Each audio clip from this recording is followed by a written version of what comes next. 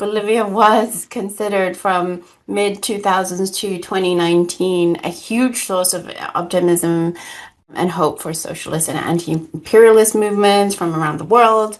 Just to give some sort of reference to our audience, under Evo Morales, it rose as a sovereign socialist nation and seemed to defy imperialist diktats, nationalized its resources, and achieved historic poverty reduction and development. However, this year, Rodrigo Paz from the Christian Democratic Party, described as a centrist pro-business party with a clear geopolitical alignment with the US empire, won the election with almost 55% of the vote. I mean, this is kind of a shocking development, and this is probably going to be a very long answer, but take your time and we can break it down. But, what happened? What happened, in your opinion? The new government in Bolivia has been in power about 2 weeks now, so still early days. But you're absolutely right. I think Bolivia was a very important part of the transformations that we saw in Latin America throughout the 2000s. Evo Morales won his first election to be elected president in 2005. And since then, his party, the movement towards socialism, it's called the MAS, has won every election from then, from 2005 up until now. And this was the election that they had just a couple of months ago, was the first one that they lost. But in that time, Bolivia turned into a kind of a reference point and an inspiration for the whole region, because what we had here was the country's first indigenous president in an indigenous majority country who came from the ranks of the trade unions, in his case, the Cocoa Growers Rural Farm Workers Union, and didn't have the opportunities to study at university or go through the NGOs like many so-called progressive figures in different parts of the world end up being filtered through. He came through the organizations of Bolivia's working class and gained power and built an economy that for the first time in Bolivia turned Bolivia from the poorest country in South America into the region's fastest growing economy, with growth rates of 6%, 7%, 8% throughout much of his time. And that became through the nationalization of natural resources. That was the biggest issue. Bolivia is a country that has lots of natural gas, lots of mineral wealth in mining. And up until Evo Morales came in, from the neoliberal period in the 80s up until Morales' election, that was all in private hands of foreign corporations, in which the profits of that wealth all went to foreign shareholders. But with Evo Morales, all of those revenues came into the state coffers, which could then be spent on things like infrastructure, poverty reduction, social programs, public health, all of these things. And, the achievements are extraordinary. The rate of poverty when Evo Morales won in 2005 in Bolivia was around 67%. So around 2/3 of the country lived below the UN-defined poverty line. Today, that figure is less than 30% because of these measures. And behind that figure, of fluctuating percentages, is millions of people whose lives were transformed during that period.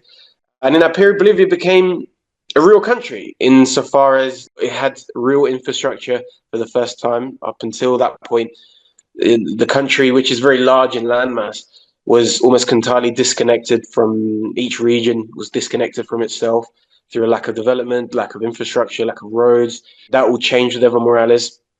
And also, socially and politically, kind of creating a new model. They brought in a new constitution, which brought in the participation of indigenous movements, of workers' unions, and bringing those social sectors into the structures of government and creating a much more participatory democracy rather than a kind of top-down liberal conception of democracy of, you elect your representatives to govern on high for 5 years and you don't get a say in between. This was a model of democracy that was actually where unions, working class organizations and indigenous movements were brought into the structures of the state and had decision-making powers over things like the appointment of ministers, the appointment of figures within the military and the police, over policies in agriculture and industry. It was a very democratic movement, bringing in a much more popular form of democracy. And the economic growth during that time, I think, was really held up within the region as a massive success story. Of course, in the rest of South America, you also had governments of the left to varying degrees. You had Chavez in Venezuela, Rafael Correa in Ecuador, Lula in Brazil, Cristina Kirchner in Argentina. You know, a number of other countries, even smaller countries like Paraguay and Uruguay, had their own leftist presidents during this time. And it was an incredibly exciting period, deal of unity, of integration, of these countries coming together, having cross-border economic strategies, investing in each other's economies, cooperation between state companies. And it was energy cooperation, which is very important during that time.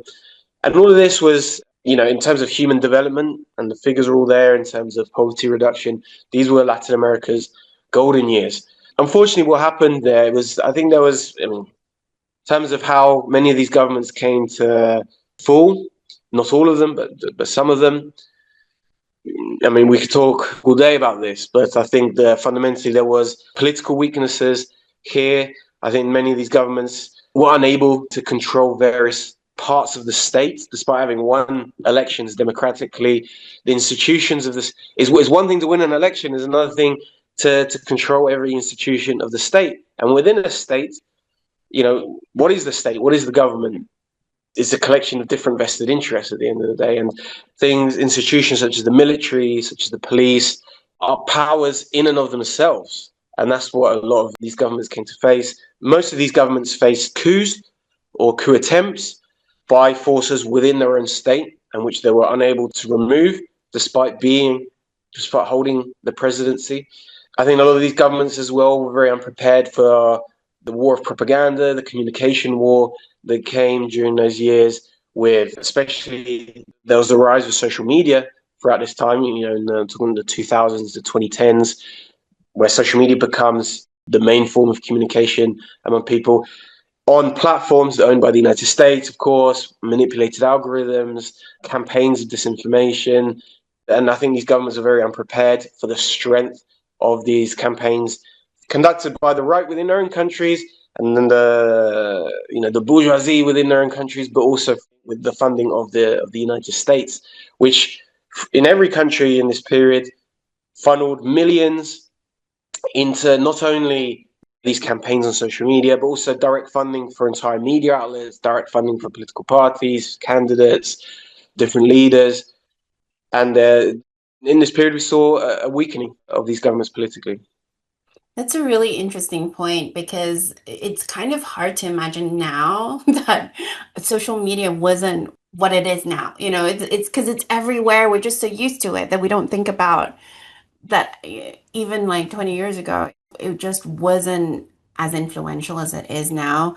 And also, I think in hindsight, now we can look at China's banning of these social media platforms as really one of their saving graces in terms of fortifying their country against US influence. So, yeah, that's a really interesting point. And so, in your view, what do you think could have been done differently? Obviously, it was just armchair assessments, but like what do you think could Evo Morales could have done differently that would have led to a different outcome? I mean, if we're talking about the most recent election, unfortunately in Bolivia, what we saw was a split within the left between those around Evo Morales and different factions within the party, and that division within the left opening the door for the right. And by the way, this was a process that kind of happened in many of these countries, not nearly as severely as in Bolivia, but to differing levels in a lot of countries. And I think the internal problems and internal conflicts for power, for who controls different portions of the state, is a very difficult thing to manage politically, and it'd probably always be a problem. And the statesmanship and leadership needed to navigate those things is a question that every movement I think has to face.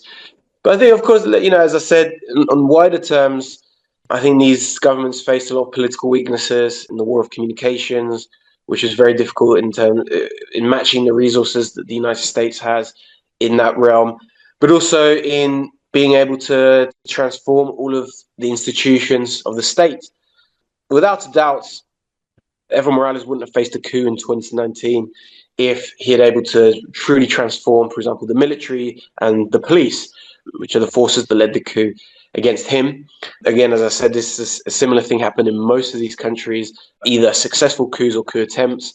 It's easier said than done, this project. It's not a case of you reach the presidency and you pass a law to say we're going to bring in all comrades and good people into the police and military.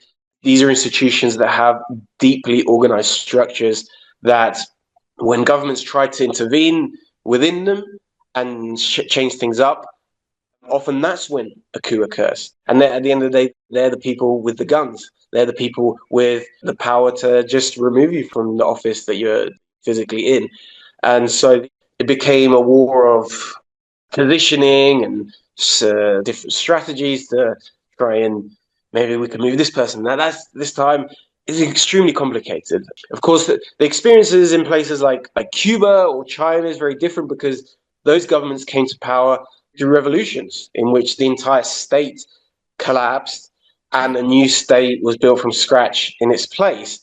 So when you're building something from scratch, you can build it in the way that you want. And in both cases, the structures were already there in terms of having they already had, for example, a guerrilla army that becomes the official army. But when you come to power through elections, it's much more difficult because you are then put at the head of a state organization that already exists, already has its own ways of functioning, and already has its own vested interests and powers lying within it, even if you are put at the head of it. So it's, of course, it's very complicated, but the fact that it is complicated doesn't mean that one has to shy away from a new reality, that those institutions of the state have to be transformed.